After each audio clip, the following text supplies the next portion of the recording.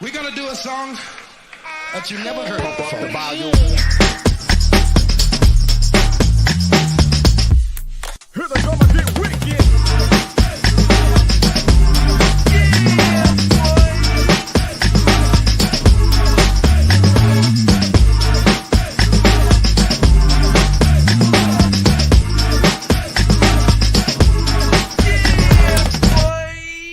Here we go again.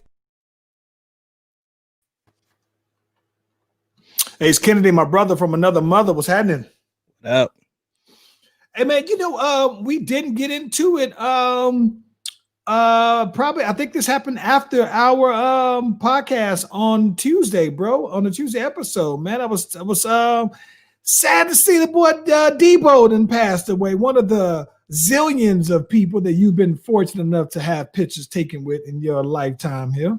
Yeah. I think it happened yesterday. Actually, he was found in his apartment, and they believe to be that it had to do with some COVID symptoms. But yeah, very, very unfortunate. I was actually on my podcast when I got the notification, so it was pretty bad. Yeah, I think it's always crazy that, you know what I'm saying, like, unfortunately, that's one of the first things that happens these days, right? In this climate, that as soon as someone passed, you think like, well, listen, did he get that Rona? Yeah. Or, you know what I'm saying? Like, I don't know. It definitely, you think that, but when they confirmed it, like, basically, I think his manager said that that was the case. So, yeah. Very, very, very, very tragic. You know what I'm saying? Of course, seeing him as Zeus in the WWE and playing in the movie with the boy Hogan. Yeah. And then, of course, famously known for Friday, Debo. So yeah, he was the president on Fifth Element, one of my favorite movies of all time. He's the president on there. I think that's just crazy. I just saw that the other day, though, man. That's just. I think somebody said he was in the Dark Knight too, if I'm not mistaken. Yeah, Dark Knight. You remember when they had the bomb connected to one of the little ferries, and the only way that one would survive was they had to blow up the other one. That's right. So I remember snatching it from it. Yeah. So very sad to see that, though, man. Yeah, very, very sad to see that. Other sad news. So Disney had their investors call yesterday where they kind of update everybody on the things to come. They had to respond due to, the stuff that the WB is doing, where they said they're releasing their whole theatrical slate for 2021 on the HBO Max app. Well, Disney came out with their stuff, and they basically are sticking to their guns, saying that they have their movie schedule still slated. And one of the things that they did mention that was disappointing to me was that they did say they were not going to recast T'Challa. And so I thought that was a missed opportunity. But what do you think about that? So I think that what's interesting is that we've talked about it before, right? That we've seen other people be recast. Terrence Howard, right? War Machine. Right. You know what I'm saying? So that was the next movie. It wasn't like, you know what I'm saying? I think that what probably makes this a little, the Jokers are a little different because they're time and place, right? This timeline.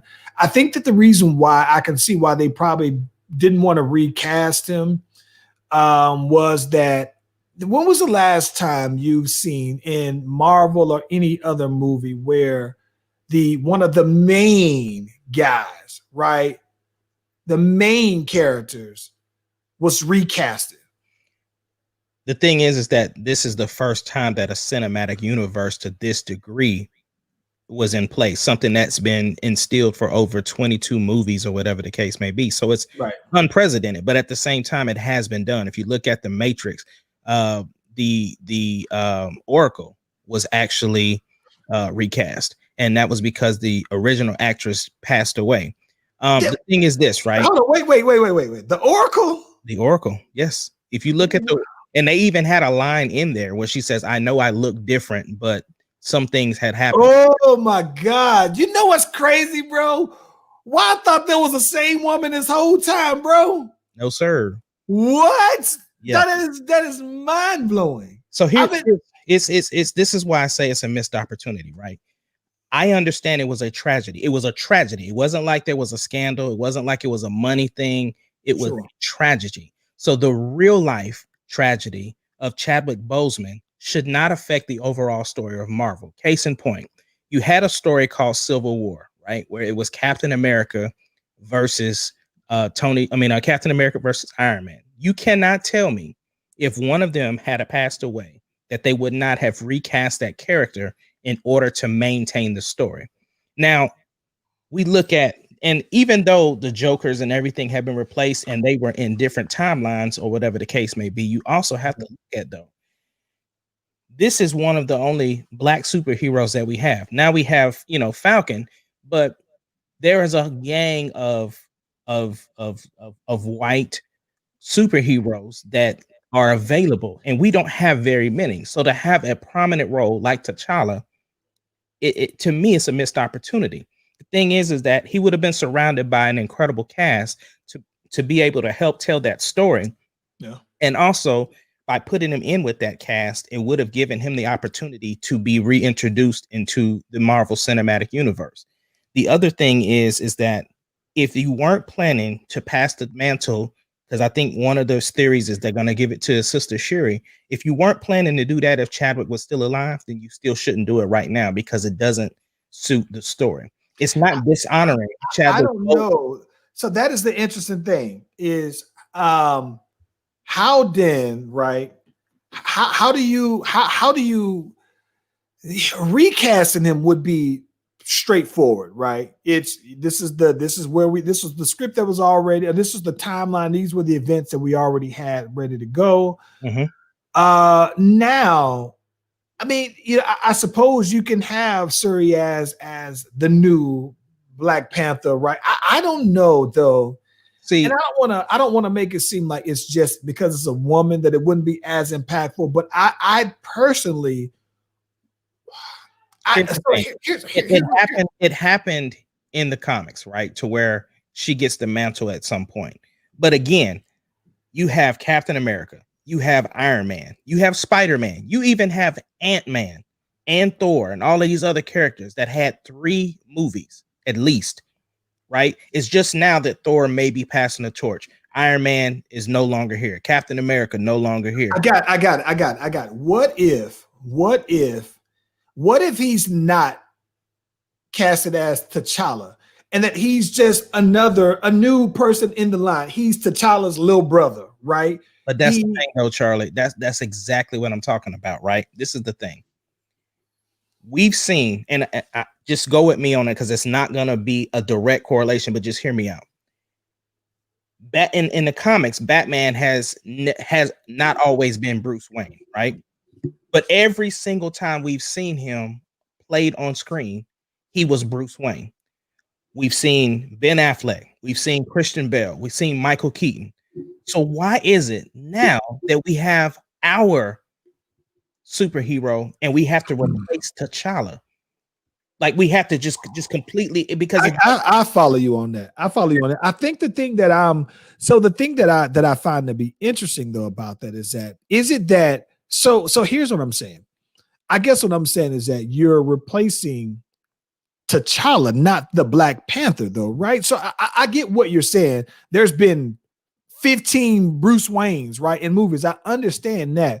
I guess what I'm just kind of thinking to myself though is that in the end, it's but this, where I think it makes sense is because the same way his dad was a Black Panther before him, he comes in now, he's a Black Panther. I just think that you're keeping the Black Panther character alive, and I think that by you saying, we were talking about John David Washington as being, even if he was recasted. Let's just say if hypothetically, if he's not recasted, right? Let's say matter of fact, we bringing in the boy, the bad guy. If he get on the thing, I'll send him an invite. Oh Lord, but Charles, this is what I'm saying though, bro. I understand what you're saying. Listen, let's just take it as simple as Batman, right? So when I saw Michael Keaton, I didn't want to see nobody else play Michael Keaton. But then the next Batman in the same universe was doggone Val Kilmer, right? And then Val Kilmer did his thing. Who is the best Batman to you, by the way?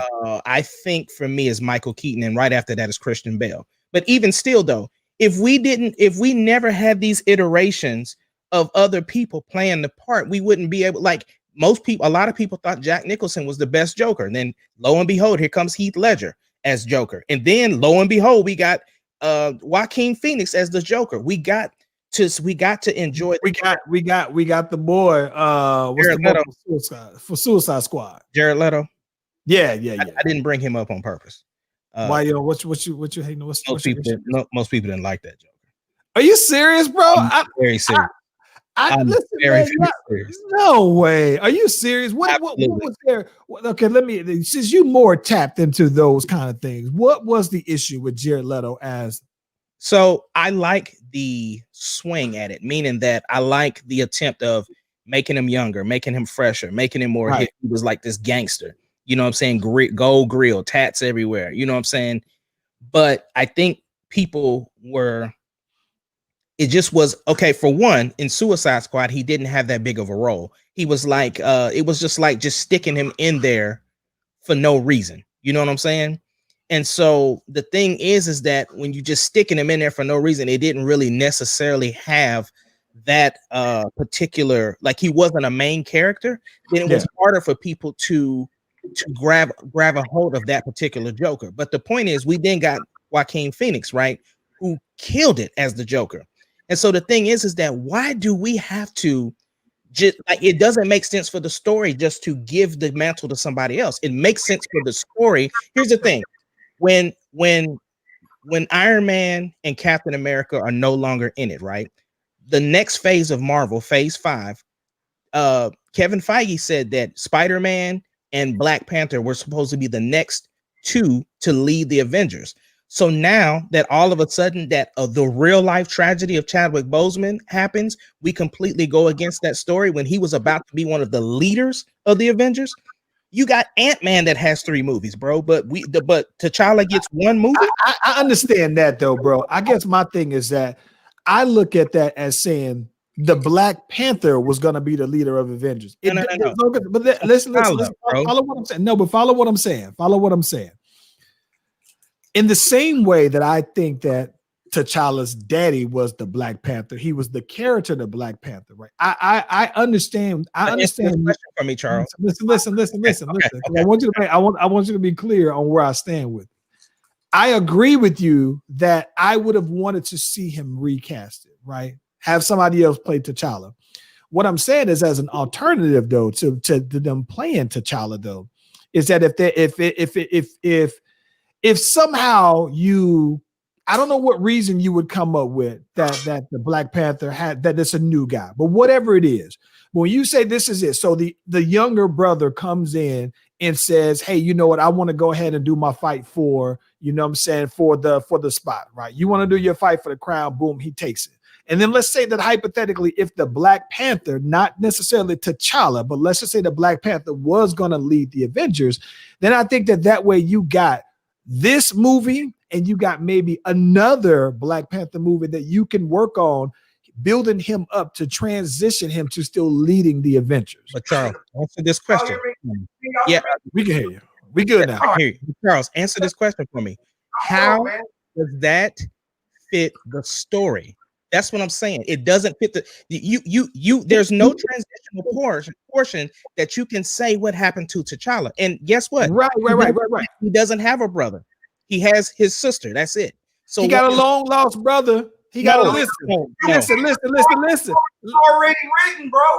Listen. I get what you're saying. I understand. Listen. Y'all are literally trying to overtake Marvel. What you're doing, you don't let him marry Storm.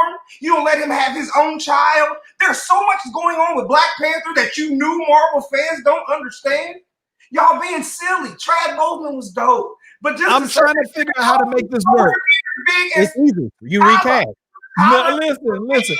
I understand. No, you're giving Chad Boseman too much credit. He's a great actor. But if Chad Boseman dies, does that mean that we don't get to see James Brown do his second dance? Does that mean that there's no other James Brown? Dude, we got fake people re-dying all the time. I used to watch Spartacus. Remember Spartacus? That was a great show. The dude had cancer. Oh, God. They changed it. Listen, I'm not going to lie. They changed Spartacus, and it didn't seem different. It seemed like... Charles, in Game of Thrones, you remember the dude that was that was killing, that was with Dragon Girl. I can't even think of the character's name. But anyway, the dude that killed all his homeboys, he was a different character. Mm-hmm. And that was in a long 8-season show. So what I'm saying is that what I'm trying to tell y'all is I don't disagree with anything that y'all are saying. What I am saying is that if you're asking how could it work, right? If you listen, this is what I'm saying. This is how you can do it. Up and enjoy.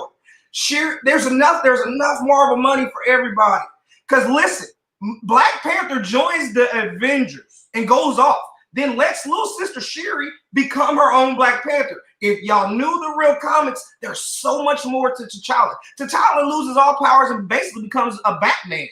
There's a whole new section. There's a time where he marries Storm and the mutants come and try to take over Wakanda, where they ban mutants from Wakanda. There's so many different stories that we get to do with T'Challa.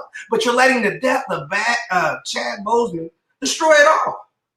Listen, bro. I'm gonna be honest. I think that they're looking at this like you're recasting Neo after one Matrix. Like I think that even though you had Matrix 2 and 3 planned, I think that they figured that hey, we'd rather just scrap doing all of the Matrixes than we never heard of Matrix before. But the Black Panther's older than your dad.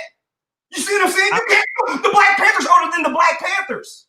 You understand? So you can get T'Challa, not the Black Panther. T'Challa. Wait a minute now. I don't think what was you sipping before you came? I don't remember the last time seeing you this animated. You are passionate about this Black Panther. There's about 7 things that make me go off. And Black Panther is 3 of them. You are sensitive about this Black Panther, though, brother. Yo, hey, let's get this music started, bro.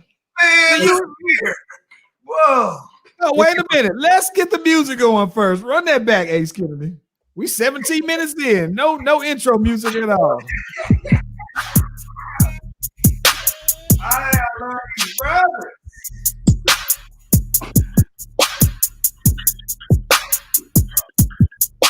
The Slash Brothers Podcast, the greatest podcast of all time.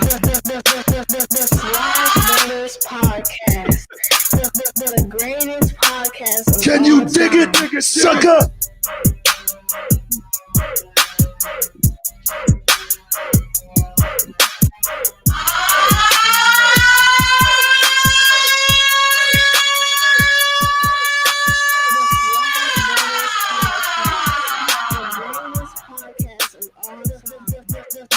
The Slash Brothers Podcast, the greatest podcast of all time. Yep. Y'all are riled up about this. Not me, cause I throw hands. Y'all are killing me. I don't know how. Listen, I don't know how. Either way, I don't know how. It is very easy if you just recast them and that's it. Let me ask you this, there, Chris Top, who's passionate about the Black Panthers, more passionate than I apparently have known. Yes. Who would you say would be or should be casted as the Black Panther? As T'Challa, not the Black Panther, T'Challa specifically.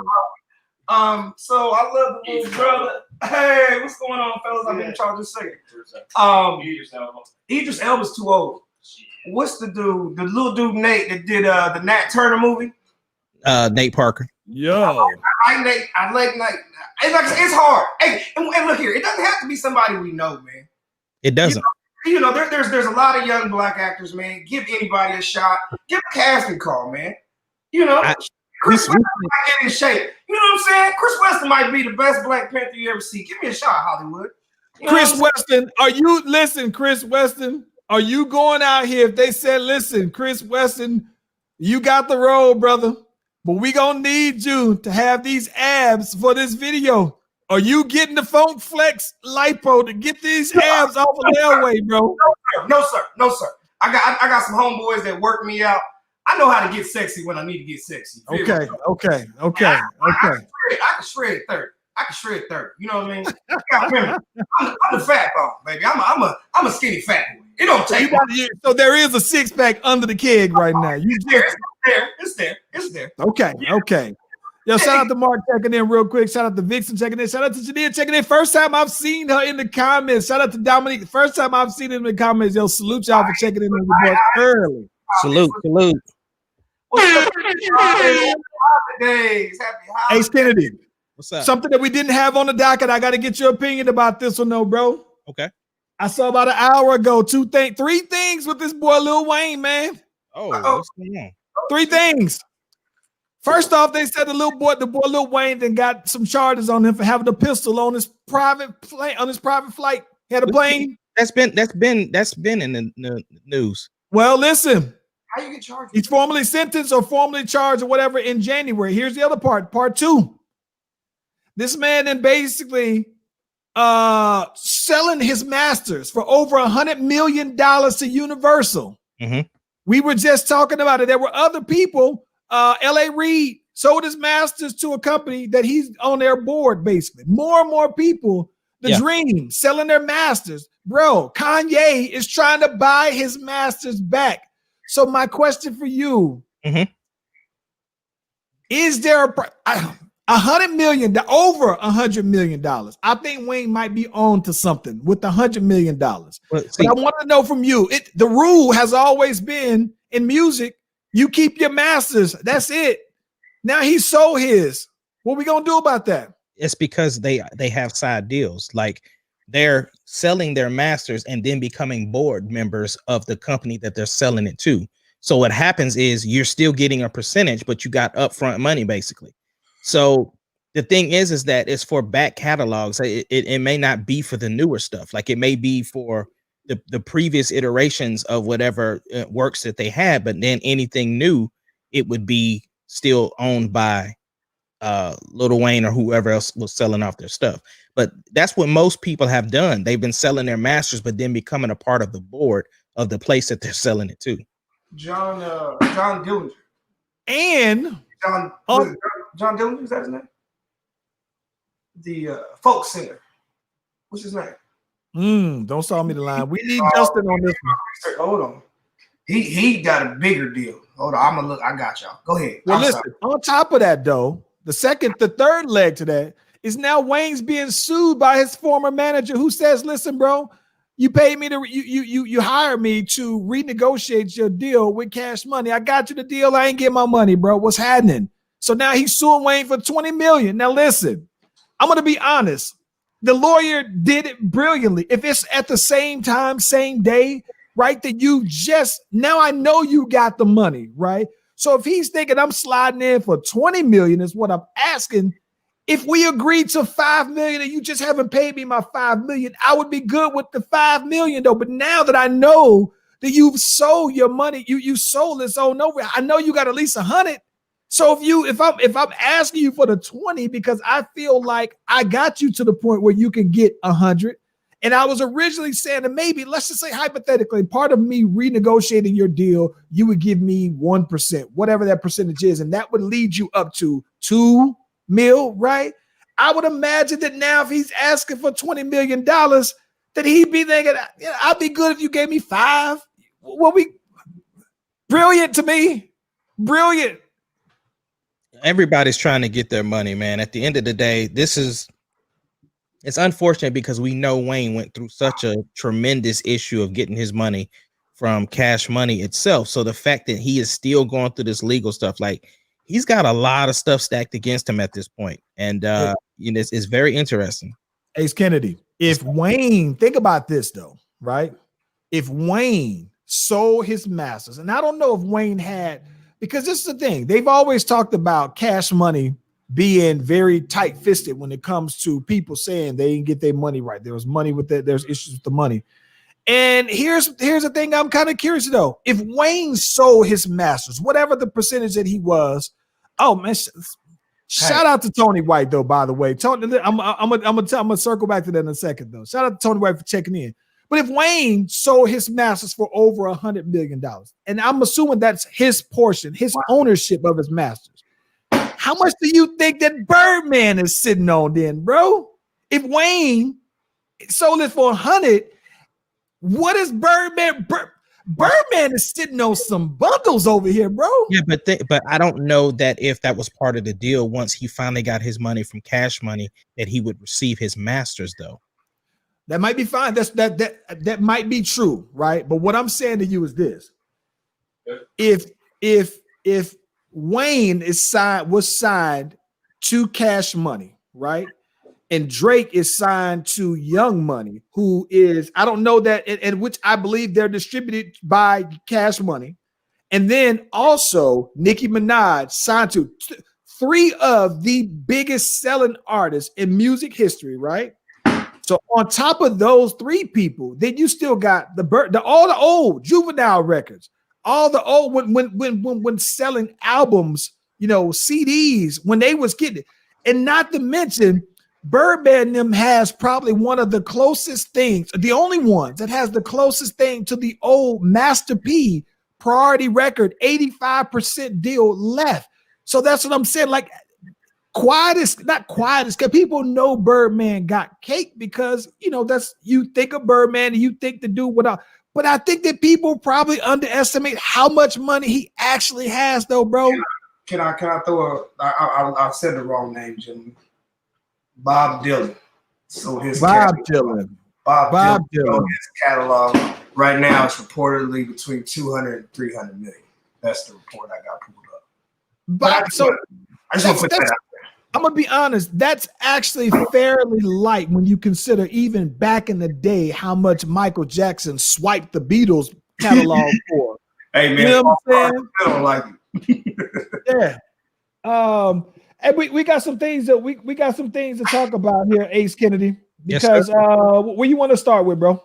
Now let's talk about this Clipper that want to retire as a Clipper. Listen, man. Y'all got to start researching these boys and see if they'll tag in. The more and more, Ace Kennedy, the more and more we talk about Paul George. And let me tell you this for the record. I say this all the time. I'm not a Paul George hater because I love Paul George's game probably more than any other player in the NBA, right? But outside of his game, this man gets out here, right? He had the opportunity next year, right, to do the whole thing when it comes to bird rights, meaning he could have become a free agent and then he would have made more. He would have gotten one of those where James Harden turned down 50 a year. Next year, if Paul George would have waited, he would have got the 50 a year kind of deal. But I guess he kind of settled because he figured, hey, I'm going for security. He got that. This man actually gets out here and says, I owe the Clippers a title. He feels personally responsible for the bubble. Him hitting out of the backboard. Is he asking? Does he owe them a title of manager, supervisor, executive? And Ace Kennedy, my question to you is: doesn't he owe Oklahoma City a title? No, he doesn't. He doesn't. Doesn't he owe the Pacers a title? He owes the Pacers. He owes the Pacers. He don't owe Oklahoma City. He owes the Pacers. Why doesn't he owe Oklahoma City? Because he told them the same lie. He said, this is where I want to be. I re-signed. I'm looking for. He said all the right things that he said when he signed his first deal with the Pacers before 2 years later saying, I'm ready to get out. Then he goes and tell Oklahoma the same thing that he told the Clippers. Mm-hmm. Right. What are we going to do about that? I'm answering your question, brother.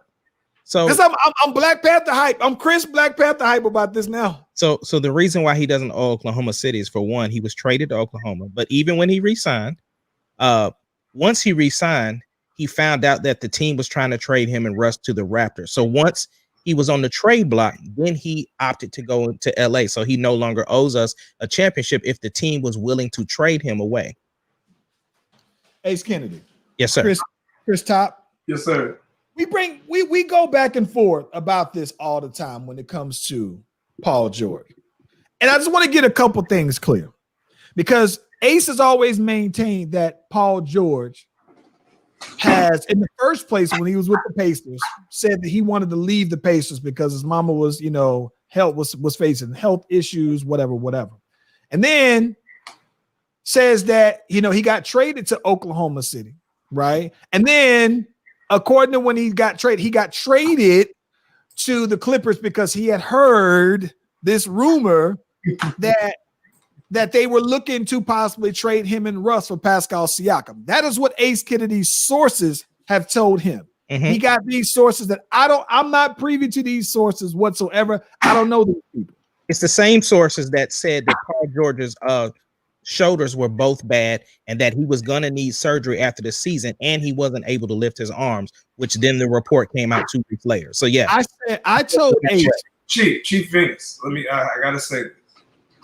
Being a longtime native of Oklahoma City, I worked for the Thunder organization the first 6 years of the organization. That makes a magic noise. Yes, sir. I know how big Oklahoma City is, and I know who Ace Kennedy is in Oklahoma City, and I know what rooms he's in, and I know what rooms I've been in. I believe Ace Kennedy's sources. He's one of Oklahoma City's important people. I'm just gonna put it out there. If my brother says this, I'm going off what my brother says, man. This is what I understand, bad guy. Now Charles Venus has been with me even longer than you and I have been together, right? That's true. That's what 99, 98. Yeah. So he knows that I was responsible for getting Capri Sun in a bottle. I was there. I remember you did it. You made me sign the letter. That's right. Yeah. He knows that I brought back Crystal Clear Pepsi. He knows that I got Rex Grossman fired. So with all of that being said, I'm telling him that Paul George was on the trade block with Russell Westbrook was the reason why Russell got upset. And he refuses to believe me when I tell him that. And I have no reason to lie. The only thing that gives him doubt that I might be making this story up to protect the brand of Paul George is the fact that he still thinks after over 25 years that I was crying at the bowling alley. That's the only thing that he has to go off of. Hey, give us the bowling alley story one more time for our new fans that might not know. Give us a 3-minute story of the bowling alley. Listen, bro. That was me, Ace, and at least 3 of the homies. At least 3 of the homies. We at bowling. We at the bowling now. We used to go bowling all the time. Good times, right? All right, love you. So we're there, and Ace Kennedy is there, and he's kind of going through. It looks like him and his girls kind of going through a little thing, a little something going on, right? And they kind of had this little this issue. We didn't know what the details was, right?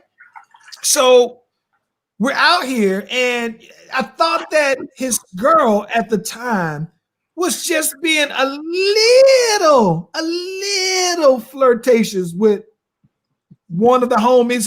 She was no drinking involved, just little. And I'm knowing that he was already having something going on.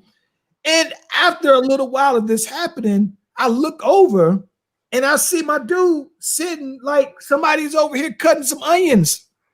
I don't know. I don't know if there's. I've heard this story several times. Kristaps, I see this man. I've seen it. I just need to ask one question. I need to ask one question. Was it the one solo Denzel tear? It wasn't the one Denzel. It was coming. I saw my man wiping it. He's wiping it, bro. Profusely. Oh, wow. Listen. 5 other people was there and said the exact same thing. 5 people saw this man crying. Listen, 5 people saw this man crying over this girl at the bowling alley that day. Hey, man, I'm gonna say this. Ahmad has sung at 4 of my weddings. I've been married 4 or 5 times. My first wedding, there was a rumor that I supposedly cried. You see what I'm saying? There's supposed to be a tape with all types of stuff. Still hasn't been proven. So Ahmad, all I'm saying was, if I cried at the wedding, you must have cried at the bowling alley. So I'm asking you right now, did I cry at my first wedding? Chris, I wasn't the one starting that rumor. That's a Did I cry at my first wedding? I think he did. Okay, well then you must have been crying at the bowling alley. He was crying at the. I was there, bro. I got witnesses. I got people who was signed an affidavit confirming that this man was crying at the bowling alley, bro. There's no picture. There's no picture. There's pictures. There's pictures, and there's I got videos of my wedding, and none of them had me crying. You ain't crying at none of them. I ain't crying at none of them. Chris, if anybody has footage or pictures, it would be me. Find it. You Listen. still ain't showed it. Now listen. It wasn't my rumor. Now listen, Chris. Let's back in 1975 was the first time I got married, and show me. I remember because my uncle had bought a VHS. It was brand new on the market, and he was recording it, and nobody could find the tape. But let me tell you about. This is the thing that's crazy.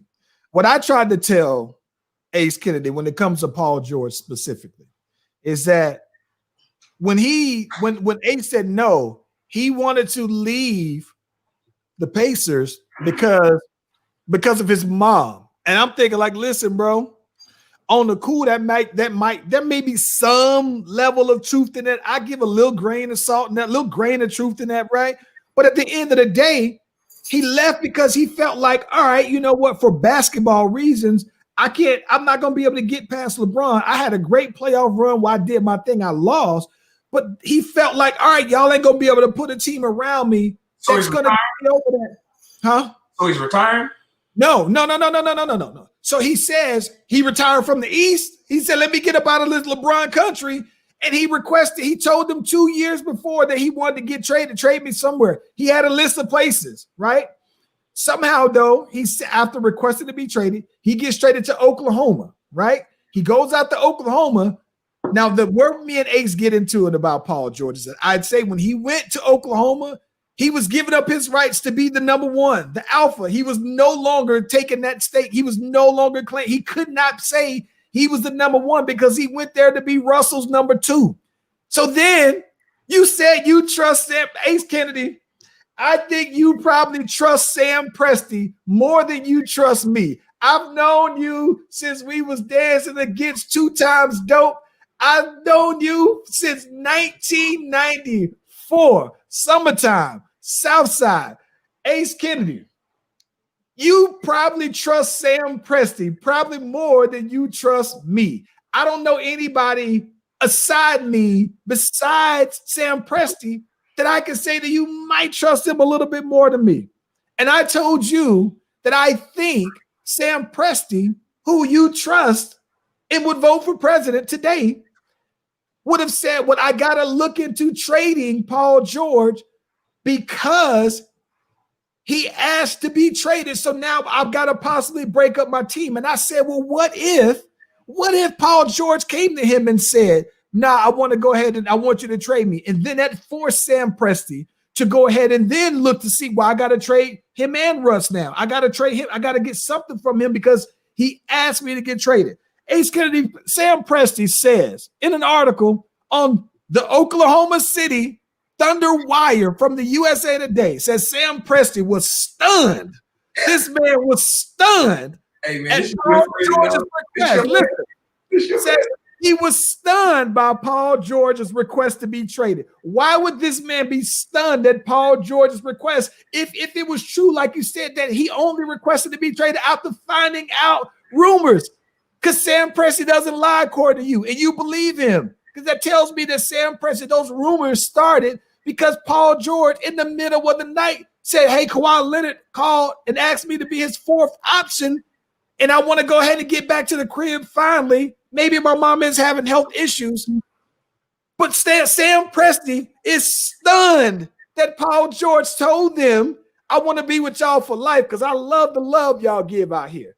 And then as soon as Kawhi came out there and said, hey, man, you can come out here and be my number two, he hightails it in the middle of the night, he forced Sam Presti's hand. So that's what I'm trying to tell you, though, man. Like, hold on, no. I thought there was a question in there. I thought you asked me a question. The question is, if Sam Presti says that he was stunned by Paul George's request, why would he be stunned if he is the one who initiated the request rumors, like you say? Okay. Are you ready for my response now? Give it to Yes. him. Okay. So did you find the article where it says Clay Bennett and the rest of the owners decided that they no longer wanted to be in the luxury tax to break up the team and to go ahead and find a new spot for Russell Westbrook and Paul George? Did you find that report? Because that was a whole month before.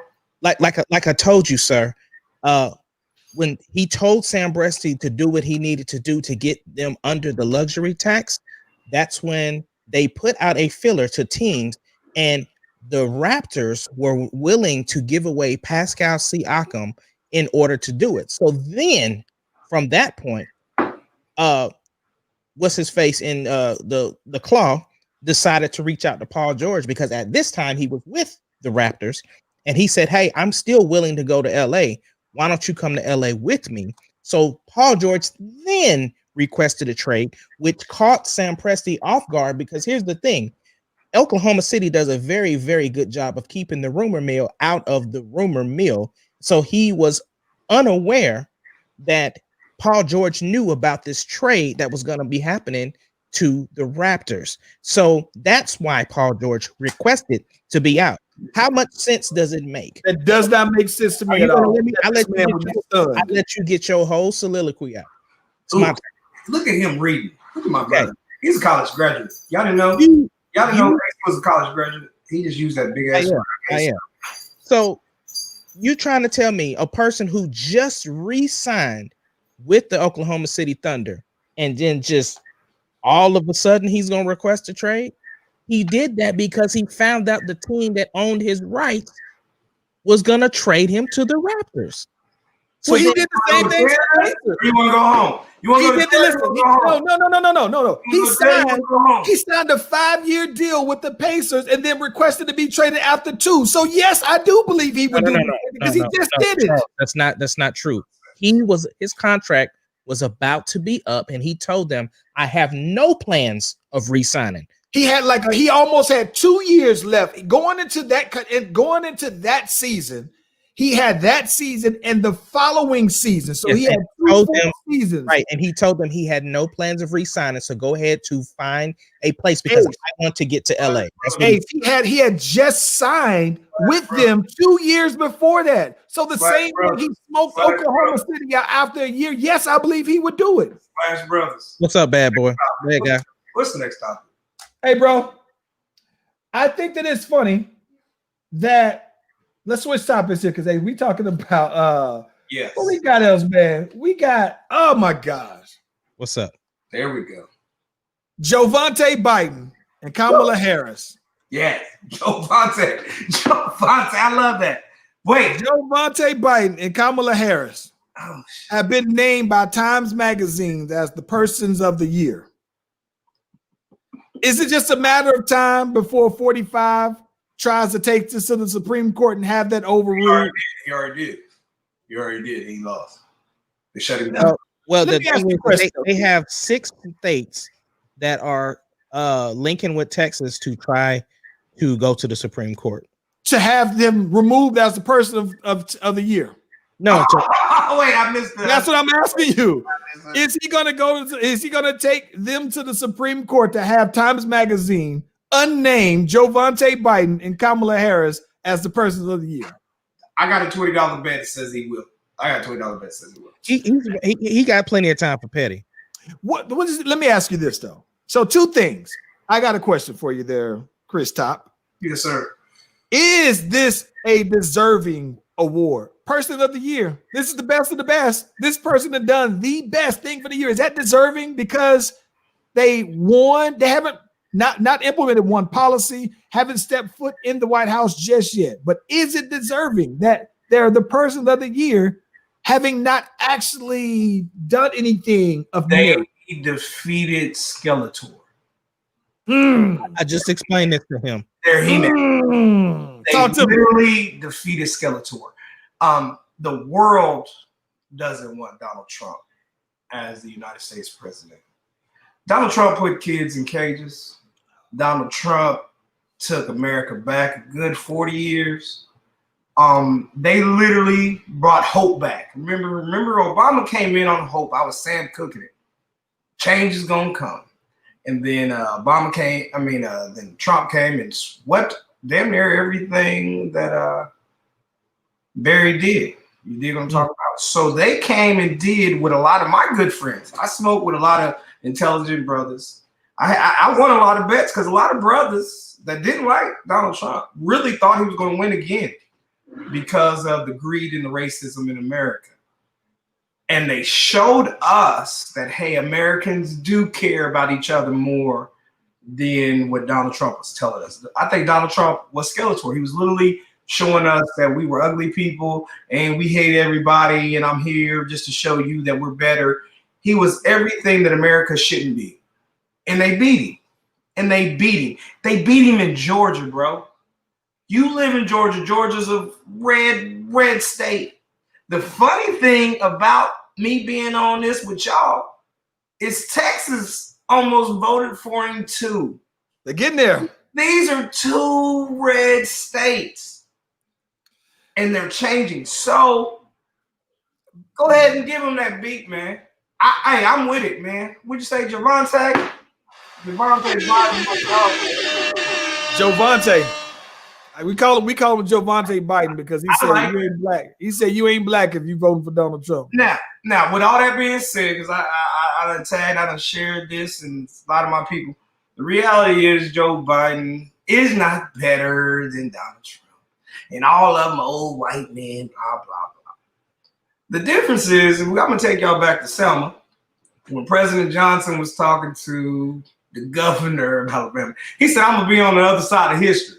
He said, this is where you on, and this is... Joe Biden is smart enough to understand, Javante was smart enough to understand times are changing. And if you look at all his policies, man, he's getting the most intelligent people. He is literally throwing the board, man. He's putting people in there, man. Well, the thing is, too, man, it's one of those things that people are ready to get back to politics. Come on, man. We did the experiment. We tried it without politics. But the thing is that if we're ever going to get to a point to where we can start getting along with countries again, we need somebody who's practiced this for a while. And yes, until we can get to a point where we can get some young blood in there, we do need to get back to getting this country in a different direction.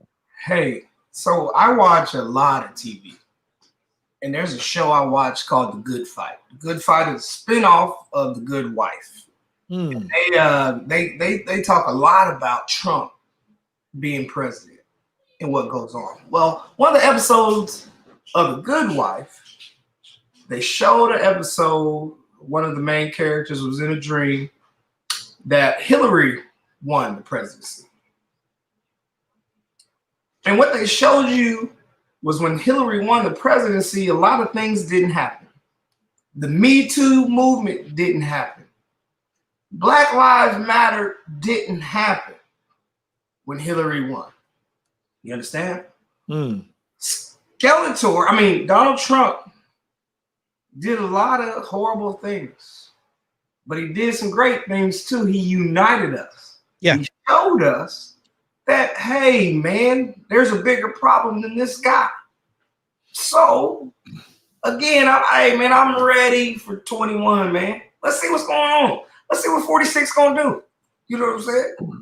I think that the thing that's interesting to me, though, right, is that I think that the one thing that is interesting, though, man, is that I think that the one thing that I think that 45 actually done. I look at it when we talk about unifying us. I think that he only unified the people that were against him, right?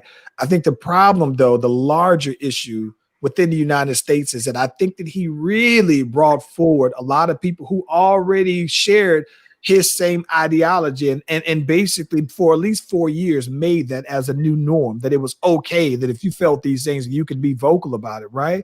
And the bad part about that, though, to me is that it's almost like the thing that the sad part, and I say sad, and I probably should say the most disappointing thing, right, is that it blurred the line between, as a country, who's the heroes and who's the villains, right? Because we look at it, we said, okay, well, you know what, you are, you're a Trump supporter. And there was that connotation of being a Trump supporter. And I talked about it before. I think Trump supporters are different from Republicans, right? Republicans, you go with your party, that's it. But a Trump supporter is somebody where I think that they agree with the things that he say. They support his ideology. That's their guy, right? And so to them, their heart of hearts tell them that that's the true thing, that QAnon, right? They say that Trump is the only one. And they're probably to them as American pie, right? And so I think that the part that's interesting to me and disappointing is that I just feel like it blurred the lines now that somebody who might just be a traditional racist or somebody who may disguise that as saying that they're a nationalist or all these other, catchy words that you would see on Fox News, bro. I think it's just interesting to me that now those people feel like that's patriotism. And I think that you blurred the line of right and wrong, though, bro. And so that was the dopest part. I like it because it made people choose sides. So it got conversations at the water cooler that never happened. I worked for the United States government for over 22 years. And there's some rules about things we can't talk about. Right? Can't talk about abortion. Can't talk about gays. And we don't talk politics, right? And religion, right? So here recently, Black Lives Matter, shout outs to Black Lives, they changed. Oh no, now we can talk that race issue. We can literally talk. Hey, why do you feel this way? Why do you think this way? Now this is out there. At the end of the day, Skeletor really brought some things to the table. And now we all can't just say, oh my God, just let it go. No, I need to know where you stand. I need to know if you need a Christmas card. I need to know if my son needs to really shake hands with you. Because now I literally say, no, he's going to justify you being shot. He's going to justify you being shot at Walmart with your friends singing loud rap music. He's going to justify it. So now you, with that Trump banner or whatever that banner is, those good people on the other side, it put the target on your back. So now you literally got to say, are you my friend or not? Are you my brother or not? Are you my Christian or not? Let me tell you what's crazy. So I told Ace about this before. Where I live now, this is what's crazy to me because when people were talking about, they were surprised that Georgia, turned around and was a blue state. I'm not. I think that for me, it didn't feel it. Put this. I think that maybe it's that to me, Metro Atlanta has always been blue, right? I think that to me, there's been some countries. I mean, some counties outside of the more rural countries that are true red, right? But they're red by tradition, right? Not necessarily by, not necessarily that some of them may feel like they're Trump supporters, right? But they're just red. But I think that the one thing that is interesting is that the other metropolitan cities I thought were kind of red, kind of blue, more purple, like Savannah, for example. Right. But and even the thing that got me the most though, right, was that when you start to see spots like Valdosta, South Georgia, right? The Augusta was one that I think, that you just see this highly populated with black folks, man. And what's interesting, it's always felt blue because I've been in Atlanta for this long. So what's crazy though is that I go for a run, I do my jog and I go for my runs, bro. And on the little path that I go, there's this guy who, before the elections, right before 45 was elected, he had a U.S. flag out there and he had a Confederate flag out in front of his house. Right, it's the only one that I know of in all. I'm talking about I've been in Snellville for 15 years, 20 years now in Atlanta. I've never seen a Confederate flag flying on anyone's home like that, right? So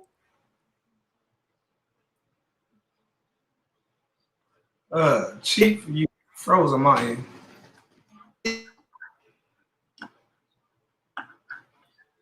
Oh. Okay, here we go. Say it again. You said he went flying over your neighborhood. Go ahead. Yeah. So I'm going. He had the U.S. flag, Confederate flag. So now 45's coming out here. 45's running, And so now he removes his Confederate flag, replaces it with the Trump 2020, flag, right? So when I looked at it, I'm thinking like, okay, these two things are synonymous to him. They're one and the same then, if that's what you're replacing it with.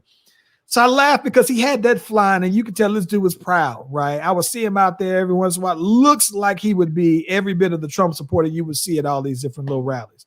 So I noticed, though, right, that probably last month that I was driving past, I was running past his spot, and he took his flag down. I guess he's got to admitting defeat, even though 45 doesn't want to. But I think that it's wild, though, man, because I'd imagine that the minute that he's back, you know what I'm saying, he's going to run in 2024. He's going to put it back on up. Get a new one out there, though, man. Get a great big old 45 flag out there, though, man. So I don't know, man. But Georgia's never, to me, I'm going to be honest with you, man. Georgia's never been, the feel of Atlanta has been that it's been a blue city in a red state. And there are more blue cities in the red state as far as the highly populated areas, though, man. And that's where I thought at some point it would. Let's keep going. Atlanta overflow is a real thing. Yes. Atlanta's overflow has created Charlotte, North Carolina. Yes. Atlanta's overflow has created Nashville, Tennessee. Okay. These are things that I've seen. This is what I know for a fact. Better yet, my family moved to Atlanta in 93. They moved to Riverdale. Okay. Yep. I knew Atlanta well, right? I used to go to Atlanta, party, have a good time. Since then, now Atlanta is 4 times the size it was in 93. You know what I'm saying? I got family that live down, man, I don't even know where they live. They live past the airport now. You see what I'm saying? Probably. Everybody moved to McDonough when they come on out here. Jonesboro, all down there. Mm-hmm. I said, this ain't Atlanta, y'all. Clayco, Henry County. Yeah. I said, this ain't Atlanta. Oh yeah, it is. I mean, I ain't gonna argue with y'all. Right on. But Atlanta's huge now. So with that being said, there's more voters. I mean, things change. Yeah. The world changes, and I need people to realize, we're here. It is very interesting, though, man. But I am let me add. This is something that's almost kind of not correlated, but there is something that kind of has something to do with this, right? So I don't know if you were listening. I'm hoping you say yes. You should say yes. Well, we did a podcast probably about 2 months ago or so. We had an old classmate of ours who was on death row for about 20 years, though, bro. He was involved with the murder of 2, missionary. I don't know if they were missionary, but they were some 2 church-going folks. It was kind of gory, though, man, how this whole thing happened. When he'd been sitting on death row. This happened when they were 18 to 19 years old, right? And there were about 4 of them that were involved with this whole thing. And so when we did the podcast around that time, Ace and I were, it was almost like not surreal, but still feeling surreal, right? Because for us, this was like a classmate, and Colleen is very tight knit, bro. It's almost like, I don't know how big St. Joe is, though, bro, but it would almost be like I'm sure. About 70,000. Okay, so you know some of everybody out there, right? And it doesn't take much at all for you to find the 6 degrees of separation. You know somebody knows somebody. Yeah. So when this happened, it was almost like for us, a lot of us, man, it was like, this is one of our classmates, though. A lot of people, because he'd been locked up for 20 years, right?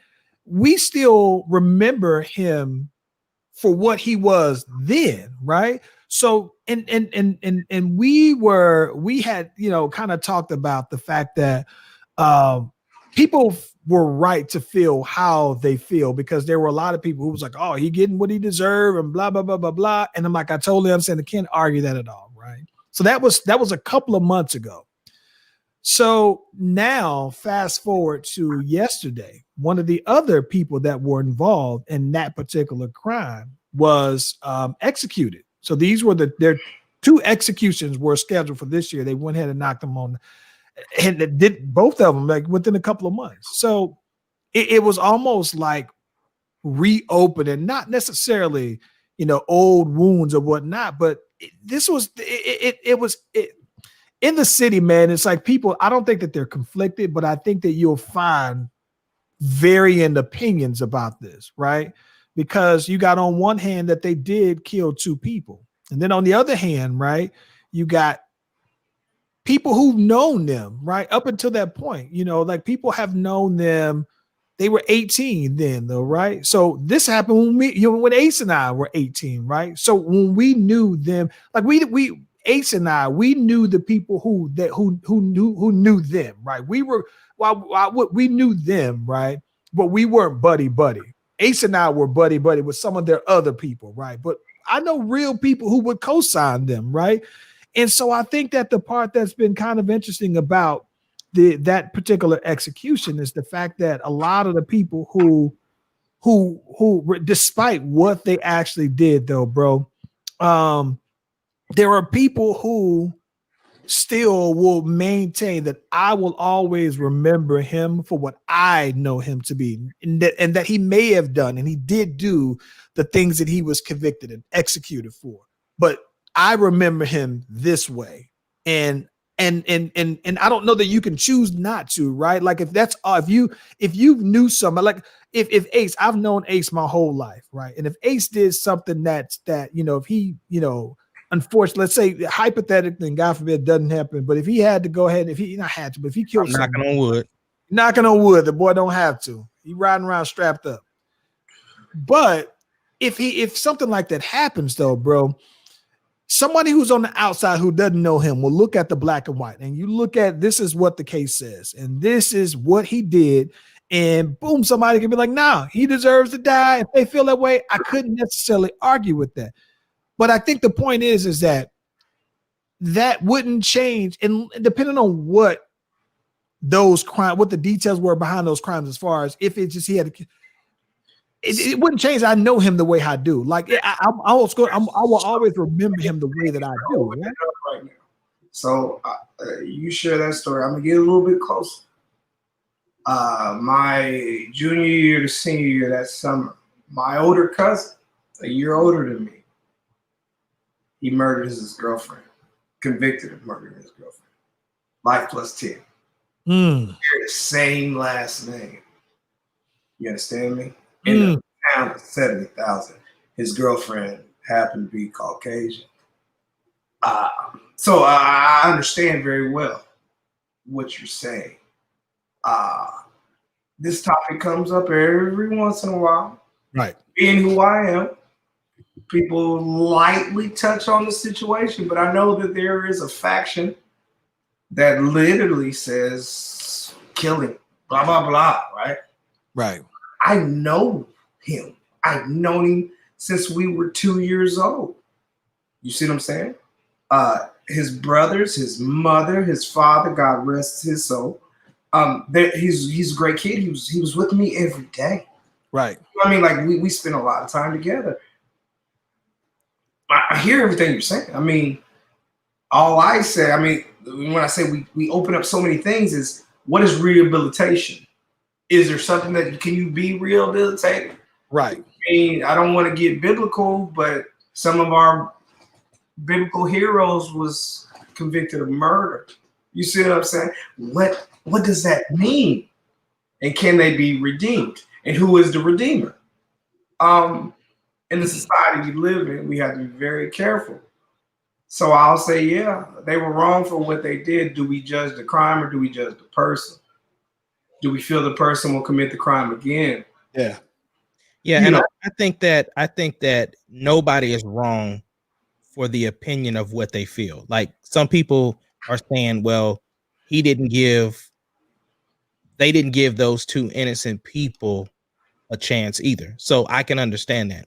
Now, what I do have an issue with, as much as we pick on 45 for the things that we feel like he does wrong, I do think it was wrong for people to look at 45 for the reason that he was executed, because Kim Kardashian has been out there and she's been publicizing this particular case, and she was doing a lot to try to get him pardoned. Stay. And he didn't do it. Now 45 wasn't the one that charged him with the death penalty. Right. And so while he might have had the power to do something, it's still not his fault per se that it didn't go through, even though the plea was out there. There's a request, but it doesn't have to be granted, but it still isn't his. There may have been better advocates, because he did pardon a lot of brothers, sisters, all across the board. Like I say, and shots to Kim for what she did. I actually follow that and what she did with the work with the black lawyers, that they tried to separate Kim from the lawyers that she worked with. And the lawyers was like, no, she did great work. We needed her to do what she did. And I appreciate that she used her fame to move it. It's funny because when I was literally trying to look up who signed the Masters deal, I said, who wrote Hurricane Carter, right? And that's how I got to Bob Dylan. I mean, this is America, man. We as black men, we know that we are not tried fairly. With that being said, that means that we have to raise our sons a little different, our daughters too. Now, with Jovante and Kamala Harris, what are you gonna do? What are you gonna do different? Because y'all got a chance to change some things. There's a lot of things that could happen. Yeah. The world could. Hey, tomorrow is a new day. I mean, it is what it is. Me personally, I'm not going to stop raising my children the way I raise them. I know where we live. I know who we are. We got to be careful. We got to watch our anger. We got to make sure we understand the situations that we're in. Yes, I am familiar of the podcast y'all did with your friend.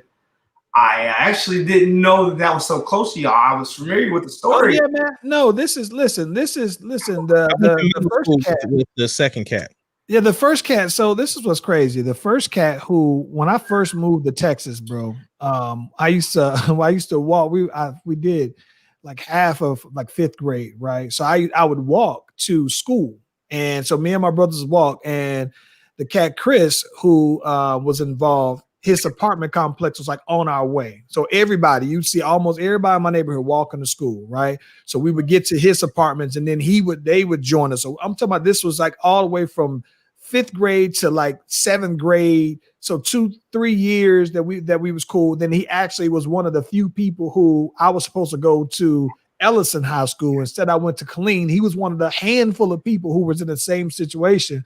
So, like I said, I knew him like that. But the other cat that was executed today, I know a lot of people who was really, really close with him, really tight with him. And these are a lot of people who I got profound respect for, and they would co-sign him to the point where everybody was like, hey, I just remember him being the caring person, the giving person. I remember when I was in this situation, he helped me out. I remember this, and all these people remember all these things. Y'all remember Juice? Y'all remember Samuel when Q, he said, man, you know me since I was a kid. So I've known a lot of killers since they was, yeah. I've known a lot of killers since they was kids. The thing that like I said, the thing that I think that's been kind of, it's like in Killeen at that time anyway, right? I think that those kind of things just didn't happen, right? So that's the reason why it left such a lasting impression, because it was up there for us. Like that was up there with Luby's. When I first got there, they would talk about the dude crashing in the Luby's. That was up there with David Koresh happening in Waco. The only other time that there was a young girl that was killed, and they found her in Marlboro, and then that happened. That there wasn't, like I said, I could only think of maybe 5 like kind of heinous level incidents that happened, and even then, that So, was the lone one that was years apart. I guess my question is, Slash Brothers, do y'all believe in the death penalty?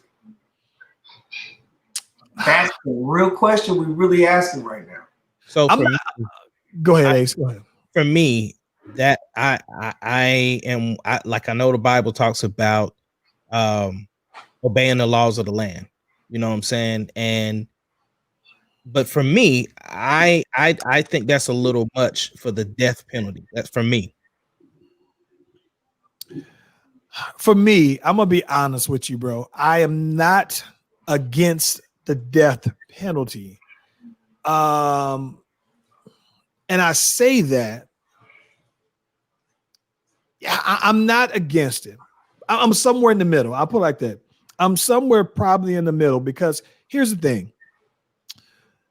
If something happened to y'all, somebody kills y'all, I want to be there to push the button when somebody dies. So when they execute somebody, I want to be there to push the button, right? So from that regards, you know what I'm saying? Like, I don't want to say I'm for it only for my situation, right? But you know, so for me, but at the same time, you know, like I said, I'm not completely against, but I'm not completely for eye for an eye. But I mean, I think that for murder, bro, I'm just not. I'm not as sympathetic to someone getting life instead of the lethal injection. Let me get Black Power Panther on y'all. I understand the death penalty, but until we regulate the bias and racial discretion, I want all death penalty taken off, because I know for a fact that our murder cases aren't judged the same way everyone else's murder cases are. Right. And that's fair. That's fair. But I guess what I'm thinking is that when you look at it, let's just say with all things equal, murder is murder, right? Mm-hmm. And when you say murder is murder. Is it? Murder is murder? Because we got premeditated. So listen. So here's what I'm saying. Murder isn't murder. No, I guess what I'm saying is this. Premeditated murder versus another whatever the by definition of premeditated murder is premeditated murder, and they should be treated the same.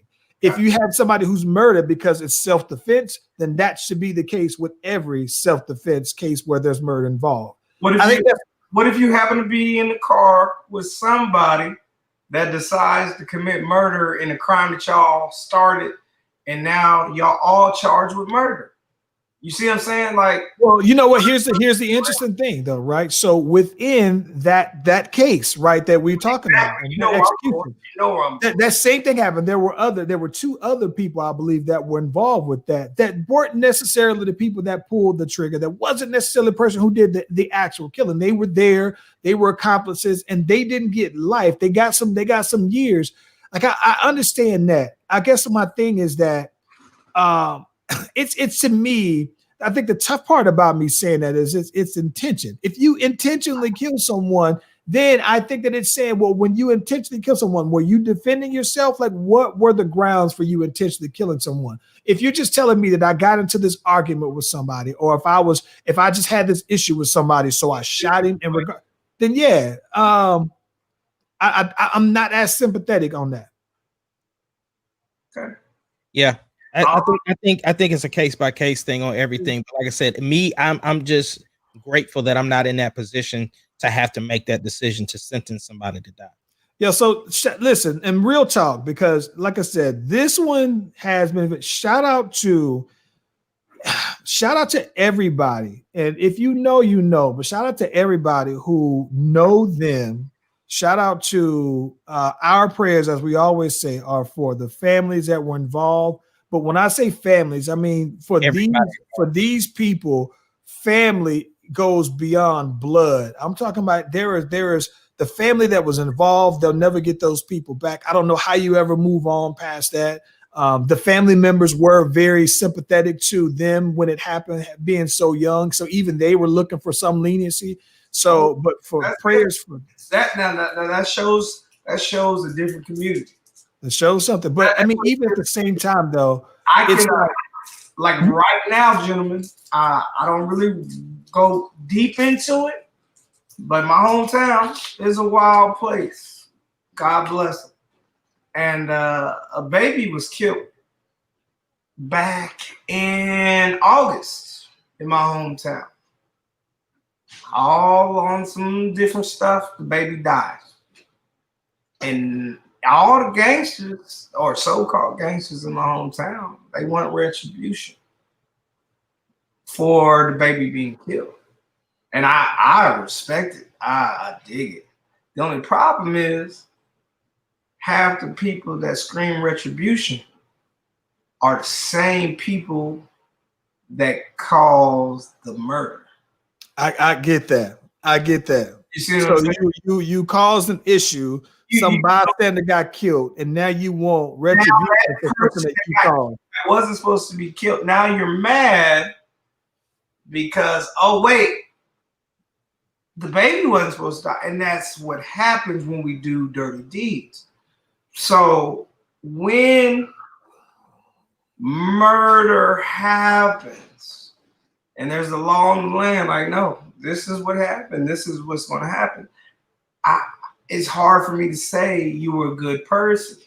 Now, I'm not going to get into it because it's so deep. I'm going to get in trouble for what I just said. You didn't use names or anything like that. So no. Anybody that sees what I just said, all I'm going to say is things need to change in our communities, right? This motherfucker disrespect me, I'm going blah, blah, blah. Somebody's going to get that extra bullet. Somebody's going to get that extra bullet. You can't say, I didn't mean it for them. Yeah, Kristaps, this one though, for us, I'm gonna be honest though, bro. This one for us was a little different because this one wasn't about no gang wars or anything like that. This one seemed so very random, and I mean it was that is the part that was the most shocking though, man. It's because I think that the big thing about it is that these particular folks that were involved, they were, some people tried to use, where they were, things that they were doing against what people knew them to be, right? Knew the character to be. And so that's the part to me that I think that's the part that made this one not conflicting, because at the end of the day, I think that when someone dies like that though, bro, I don't know, you want justice. And I think that the big thing is that, how you define justice. I don't know. I'm not against, but I think that people are entitled in this scenario to feel exactly how they do, and I wouldn't argue with anybody. Brother Mark Nurse, excuse me. His comment is heavy right now. Yeah, but I intentionally didn't put that one up, but I see what you're saying. Okay. I'm sorry. Yeah. No, the reason I say that, him being a Slash brother, he's literally, because I know why you didn't put it up, because the language, yeah. But what he put was real, right? It is, and people in the comments can see it, but I just didn't want to put that up. No. It's no. And the reason I'm saying is, I didn't read it on purpose. Yeah. I didn't read it on purpose. I respect the dead, right? The world's crazy, man, and we literally, I'm all about community, man. And I go back and I'm looking at these babies, and I just need them to realize their actions. Yeah. I shouldn't be here 7,000 times over. The way I've lived my life, the things I've gotten away with, you know what I mean?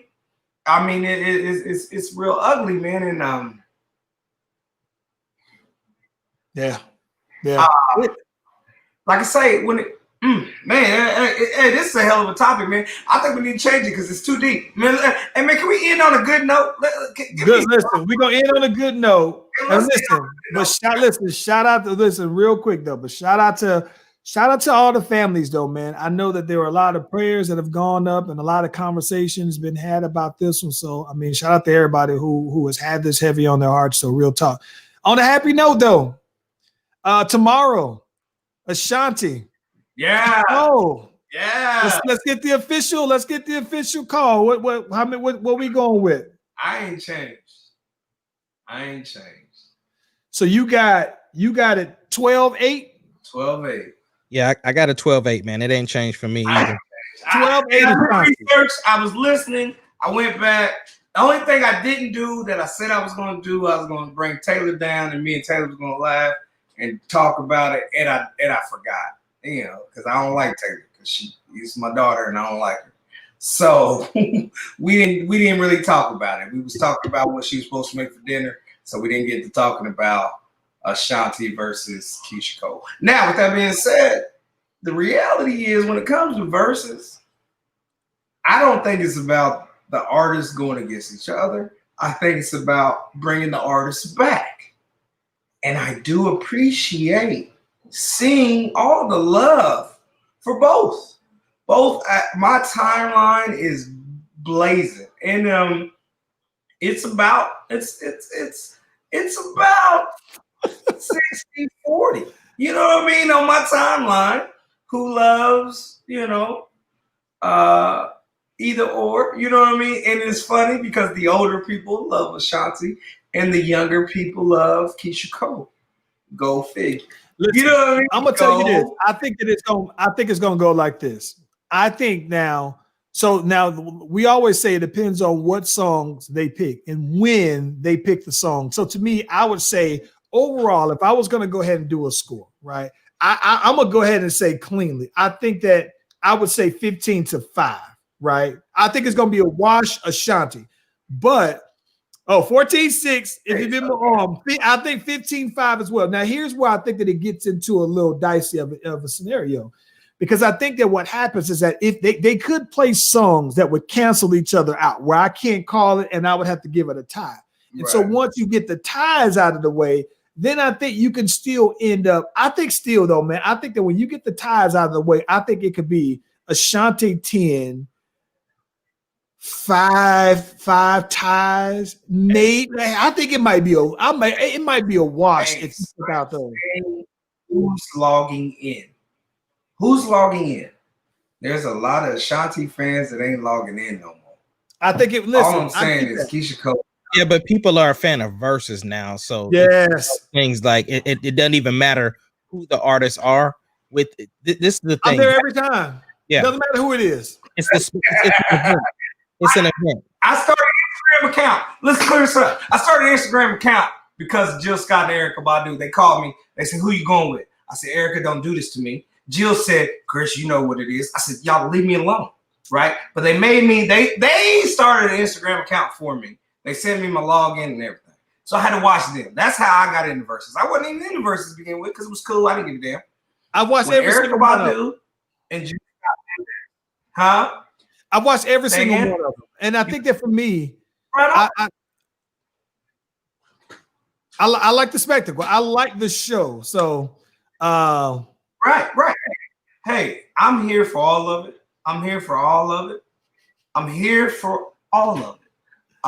I appreciate. Oh, man, bro, I love Mark. Listen, I'm gonna be honest with you. I thought y'all listen. Tell me this though. Don't. And we can get on out of here on that note. But I thought that you and Mark would like each other. Tell me you don't get that vibe from talking to him on here and just on Facebook that you've known him for a long time. Mark day in my life, but if he called me and asked me for some money, I'd probably give it to him. And I'm stingy with my money. Oh my gosh. Hey, man. Hey, Chief. Hey, I've known you 7 years before I met you. And look, when we met each other, I've welcomed you to my house. Listen, And it felt like we were just picking up on a conversation that we had just had, having not seen each other. With Mark, and I love this chemistry. So the reality is, yeah, man, I can't wait to see what happens. I think it's gonna be great. Like I said, I think it's all about the turnout because the youngsters love Keyshia Cole more because Tyler Perry. You gotta understand a lot of things. Tyler Perry literally shot Ashanti in her ankle. Ooh, baby. Remember that? He literally did a play and made fun of her singing. You gotta understand, these babies seen that when they was kids. They watched that. I'm a weirdo and I think differently. But I pay attention. And like I say, I got these, y'all gotta understand, I got a 25, I got a 20-year-old, I got a 19-year-old, and I got an 18-year-old in my house. So you know what I mean? So I'm sitting back and I'm listening to these jokers talk about certain things. So I just listen and I watch. You know, it is what it is. I'm gonna recap it. But I don't think she's gonna kill it all. I'm gonna recap it, man, and I'm gonna go ahead. I'm like I said, I'm gonna recap it with my official score, so I could do song by song. I think so. Oh my gosh, though, man, it's gonna be a good show, man. It's gonna be a good show. At the end of the day, it's gonna be a good show. What they give them? 20 songs. 20 songs. 20 songs. Hey, man, hey, listen.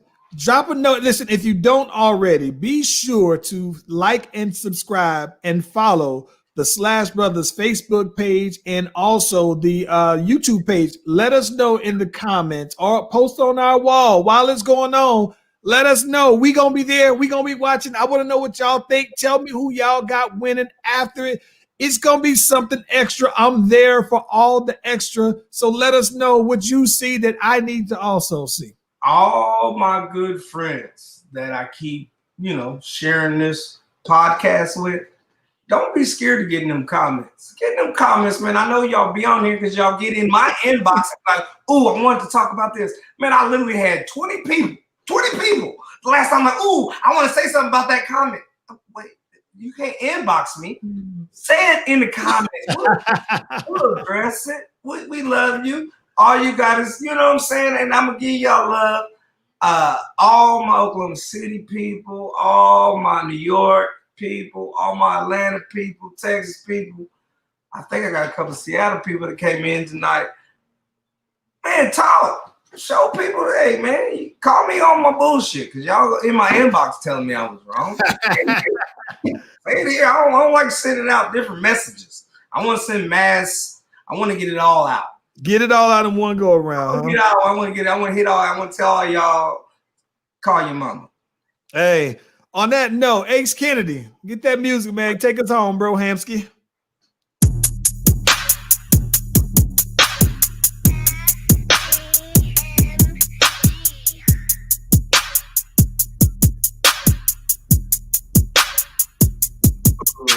The Slash Brothers Podcast, the greatest podcast. The Slash Brothers Podcast, the greatest podcast. I'm a man. I'm 40.